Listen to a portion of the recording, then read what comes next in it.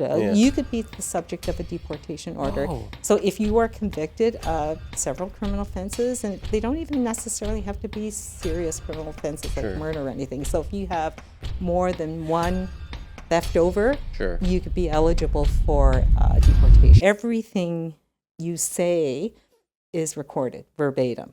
Whoa. Every single word you say in a proceeding is recorded. There are transcripts that come out of every single session. And there I was dealing with admissions, so people who wanted to come to Canada who didn't have status, the people who came to Canada who were deemed ineligible because either they had serious criminality records in their homelands, or there were accusations or allegations that they were involved in terrorism. Whoa. I dealt with people who were claiming persecution from their homelands. They were claiming refugee status, so we dealt with credible basis tests for the refugee claims. What does that look like? How do you dive into that? Well, everyone is represented by counsel, so they present documents that substantiate their claims. So if they're saying, I was persecuted in Afghanistan by virtue of my religion, then they present some evidence of, number one, do you have evidence of your affiliations? Do you have police reports of anything that might have happened to you? Do you have medical records of anything that might have happened to you? So we dealt with, I would say that was pretty much the mainstream, was dealing with refugee claims. But we also dealt with a lot of deportation issues. So, and with landed immigrants, actually, they were very compelling cases. So you would have a landed immigrant whose parents never saw to it that this young child somewhere during the course of their life would become a Canadian citizen. What? So if you are not a Canadian citizen, no matter how long you've been in Canada, you could be the subject of a deportation order. Whoa. So if you are convicted of several criminal offenses, and they don't even necessarily have to be serious criminal offenses like murder or anything. So if you have more than one theft over, you could be eligible for deportation. At the age of 16 or whatever. Or at the age of 20, or at the age of 30. We had people who were in their 40s who had lived their entire lives in Canada who were subject to deportation. So we would handle those I would handle those deportation hearings. Wow. So it was an incredible job. It exposed me to a lot of cases, but more importantly, it really taught me really important life skills. It taught me, how to listen. It taught me how to, communicate. It taught me how to be more analytical in my approach, and really to ensure that I had that reasonable basis of, before I would say something. It really taught me how to be careful. Right? Interesting. Okay, I like that you use that careful. Yeah. Because, and especially since everything was recorded, you really want to. You want to make sure, and everything you do is subject to judicial review at higher level courts. So if I made a mistake, that decision was reviewable. And did you make mistakes? I'm happy to say that in the 3 years that I did adjudication, while there were many judicial review applications that were brought against my decisions, not one of them proceeded. Whoa. So they were all determined to be valid. Wow. Okay. Yeah. And what prep work does that look like to be careful? Because my position is in sales, and so I can make a few mistakes here and there. But I think, in your realm, it's not. Well, you do. I think we all make mistakes, but I think what you have to do is, I think you have to be. I think you have to be. Number one, I think you have to really consider what's before you. So you've got evidence that's before you, and if you're not in a position to come out with a decision like that, well, then you stop it. You basically say, you know what? There's a lot of evidence here. I have to think about this.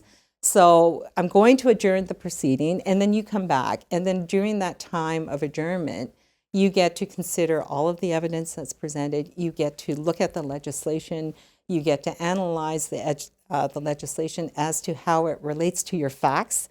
And then you have time to actually write a decision or to formulate a decision in your own mind before you go back onto the bench and you start talking about it. But it did take a lot of practice. It took a lot of prep, and you've got to be disciplined in your approach. You got to want it. Yeah, you've got to want it. So when I think about so you're probably thinking, well, how did you end up at Legal Aid Ontario A little after all bit, of this? So, yeah. so what happened then was we would have lawyers who came in to present their clients' cases before us, and one of the lawyers presenting their cases was Lauren Waldman, who was a very high-profile immigration lawyer, probably one of the best in the country, to be honest with you. And he approached me at the end, and he said, "Look, I'm doing this." I'm doing a training session for lawyers to present to immigration tribunals. Would you consider being on the panel to help us train these lawyers? And I thought, yes, absolutely, because it makes a huge difference when I have someone who's effective and efficient and competent as opposed to someone who doesn't know their way around a tribunal. So yeah, absolutely. So I spoke to my directorate, and they agreed that I would be a good person to work with Legal Aid Ontario in training lawyers.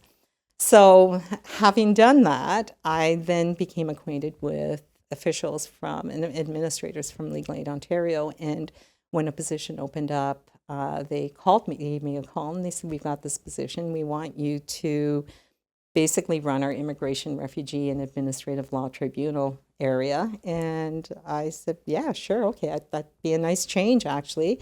I got to tell you, after being on the bench after a while, you start getting almost sort of a jaded feel to be you. Yeah, I know you do, because it's like the same allegations come up, you hear the same stories all the time, and especially when it comes down to detention issues. And those detention issues were starting to come. What is a detention issue? Okay, so a detention issue is when immigration or officials are concerned that a person will not report for the proceeding or will not report for removal. So we have the power of detention. We can detain that person for two reasons. It's either that the person will not report for removal or for the proceedings, or alternatively, that person will not report, or alternatively, that person might go underground, or that person, they're also concerned about further criminality if there's. This is for deportation or? Well, for any proceeding. Any, So okay. any proceeding, there's always the detention order. There's Gotcha. always the potential of that, especially if things don't go well for the client. So if we've decided that, no, you're inadmissible to Canada and we're going to end up deporting you, Yeah. then the question is, well, will you report for removal? Yeah. Right? Yeah. So then you start thinking about some of these deportation and detention orders. And after a while, you almost get kind of jaded in your approach, because you have these cases come before you almost daily. And you almost feel like it was almost feeling like like it was like these, the decisions almost came too easy to me, to be honest with you. And I almost felt almost kind of robotic going through the motions of hearing some of these issues. Okay. And I thought, you know what? Now's the time to probably leave this area and do something else. Was this similar to how you felt in corporate? Well, okay. I'm curious with the corporate why you left. Was it that? Well, it really wasn't me. I didn't find it very interesting, to be honest with you. Okay. Yeah. It wasn't. Yeah. It's just, it's a lot The of refrigerator situation wasn't. No, exactly. So when I went to. So anyways, it was a good time for me to move on to Legal Aid Ontario. And it was a good thing that I did, because the exposure I had at Legal Aid Ontario was incredible. They gave me a lot of growth opportunities. So they started exposing me to areas of criminal law, which was fantastic, because I ended up running an area office that was close to Metro West Detention Center. So that fell within my mandate. And I was working with top-notch criminal lawyers in looking at criminal defenses for murders, conspiracies, guns and gangs. Conspiracies, what's that? Well, UFOs? conspiracies, like, no, big